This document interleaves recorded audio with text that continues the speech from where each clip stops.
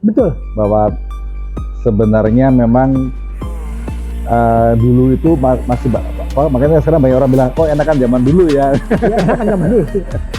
Apalagi abang yang sudah ngalamin berapa kepala negara, 7 negara, 7 presiden ya. Sejak zaman Bung Karno kan? Bung Karno sudah pernah. Ya kalau anak sekarang kan mungkin nggak tahu mereka zaman kita ngerasain Pak Harto seperti apa gitu kan. Orang bilangnya tuh Orde Baru tuh semuanya tuh rezim yang galak bla bla bla, tapi sekarang ini rasa-rasanya malah lebih-lebih Bang. Begini, mari kita melihat kebaikan orang di samping kalau masih ada keburukan. Ya, pasti. Karena manusia kan ada baik dan ada buruknya. Bahwa zaman Soeharto ada korupsi, yes, betul. Tapi kita harus mengakui pula betapa banyak prestasi yang telah diperlihatkan oleh rezim Soeharto. Yang tadi salah satunya adalah keluar sebagai negara swasembada beras. Sekarang kembali Indonesia sebagai negara pengimpor beras, walaupun tidak punya uang. Nah, saya katakan walaupun tidak punya uang, ngutang kan, utang, berhutang. Iya, dan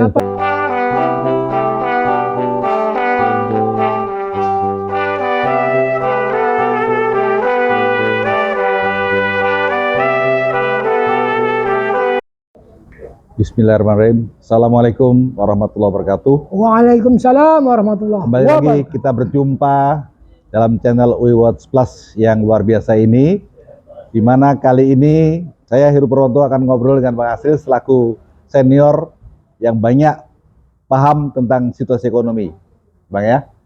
Nah sekarang kita lihat di media mainstream bahwa saat ini pertumbuhan ekonomi kita sudah 5,12% dan ini dibangga-banggakan lah oleh para pejabat. Abang sebagai ekonom yang senior, apa kira-kira pendapat Abang? Ya, buat saya itu bukan suatu hal yang hebat gitu, karena zaman SBY saja yang bukan seorang ekonom, itu selama 10 tahun beliau berkuasa, itu pertumbuhan itu di atas 5% pasti, dan pernah beberapa kali 10%, 7% gitu. Jadi kalaupun 5,12 itu benar, itu bukan suatu hal yang prestasi hebat luar biasa. Artinya kalau Indonesia mau lebih hebat dari itu, bisa, insya Allah bisa, asal mau memanfaatkan momentum, kesempatan-kesempatan yang terbuka. Misalnya memanfaatkan potensi cadangan minyak raksasa yang ditemukan di daerah Nanggro, Aceh Darussalam, senilai, kalau saya ambil satu barrel itu $1 saja, senilai 7,3 miliar dolar. Wow. Nah, itu sudah melebihi kekayaan Arab Saudi dari minyak. Luar biasa. Jadi ya? Kalau kita mau memanfaatkan cadangan minyak itu, kita, ya bahasa gampangnya, kita mengijon aja lah. Mungkin bahasanya supaya lebih mudah, mengijon. Kita jual cepet aja, 7,3 miliar dolar itu cepet. Terus duitnya mau dikemanakan? Kita investasikan di tanah air untuk menggerakkan ekonomi Indonesia. Misalnya membangun pabrik-pabrik dan menginvestasikan di bidang pertanian, karena Indonesia sebagai negara agraris itu sangat kuat kalau mau bergerak di bidang pertanian. Ya, bayangkan saja Amerika Serikat yang bukan pemakan beras, tapi bisa ekspor beras, mengekspor beras ke seluruh dunia. Dan bukan hanya beras, Amerika itu mengekspor kedelai. Indonesia membeli kedelai banyak sekali dari Amerika Serikat untuk membuat tempe, yang makanan kesukaan orang Indonesia. Luar biasa. Lucu kan? Kok makanan kesukaan Indonesia tempe, tapi kedelainya kita nggak mau tanam sendiri. Bisakah ditanam? Insya Allah bisa, saya katakan. Iyalah. Kalau kita mau. Berlipat-lipat kalau kita mau. coba kita perbaiki dulu infrastruktur pertanian untuk memboost up, melipat gandakan produksi pertanian. Zaman Soeharto, Nah, itu. Saya mau tanya itu, sebagai Bang. perbandingan zaman Soeharto mengambil alih kekuasaan tahun 65. Tahun 69 dia membuat suatu konsep rencana pembangunan 5 tahun. Artinya dia menginginkan sesuatu, tapi dengan satu langkah-langkah yang jelas, Yang terencana ya. yang terencana, yang bisa diikuti oleh seluruh rakyat Indonesia. Ya, sehingga dalam kurun waktu 14 tahun saja dari Repalitak 1 tahun 69 sampai dengan 84. 81, Indonesia berhasil keluar sebagai negara swasembada beras dan mendapatkan penghargaan dari WHO, ada WHO. FAO. Ya. ya. Lah, Soeharto saja seorang anak petani bisa berprestasi sebagai jenderal yang sukses dan juga sebagai Kepala negara. anak petani yang sukses menginspirasi petani-petani. Loh, ini Jokowi anak siapa? Saya nggak tahu nih. Anak petani atau bukan? Iya, dan selama 10 tahun kemarin nggak ada pelita itu, nggak ada, Bang ya? Nggak ada, sama sekali nggak ada. Jadi Indonesia kok tidak mau mencontoh apa yang pemimpin-pemimpin Indonesia yang berprestasi baik dicontoh lah. Kenapa tidak mau mencontoh? Iya, jadi kita jadi melihat sejarah, Bang ya, Betul. bahwa sebenarnya memang dulu itu masih makanya sekarang banyak orang bilang, oh enakan zaman dulu ya. Ya, enakan zaman dulu.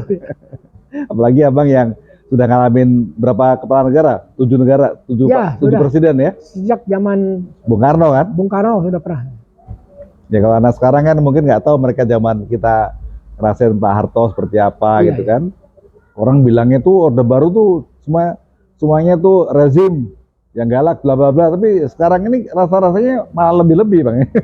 Begini, mari kita melihat kebaikan orang di samping kalau masih ada keburukan. Ya, pasti. Karena manusia kan ada baik dan ada buruknya. Bahwa zaman Soeharto ada korupsi, yes, betul.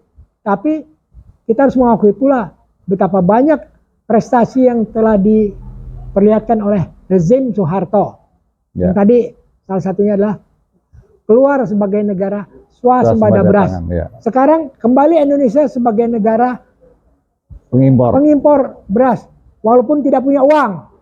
Nah, saya katakan walaupun tidak punya uang, ngutang kan, hutang, berhutang.